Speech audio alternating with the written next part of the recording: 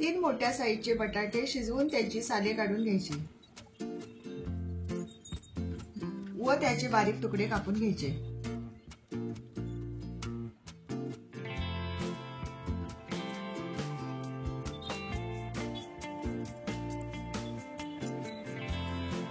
एक मोठा कांदा तसेच 5 ते 7 हिरव्या मिरच्या बारीक कट करून घ्यायच्या। कोथिंबीर ही धुवून बारीक चिरून कट करून घ्यायची। तसेच 7 ते 8 कढीपत्त्याची पाने स्वच्छ धुवून घ्यायची।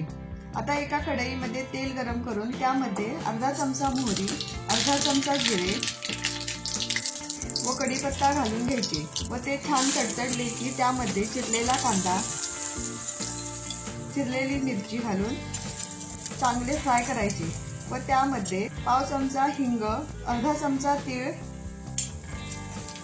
अर्धा चमचा हळद घालून घ्यायची व कांदा गोल्डन कलरचा झाल्यावर त्यामध्ये बारीक चिरलेली कोथिंबीर मिक्स करायची आणि फ्राय करायची व त्यामध्ये चिरलेला बटाटा घालायचा, तोही चांगला मिक्स करून घ्यायचा।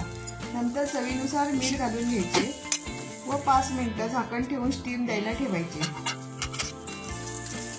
नंतर स्टीम देऊन झाल्याच्या नंतर त्यावरती कोथिंबीर घालून गार्निश करून घ्यायचं।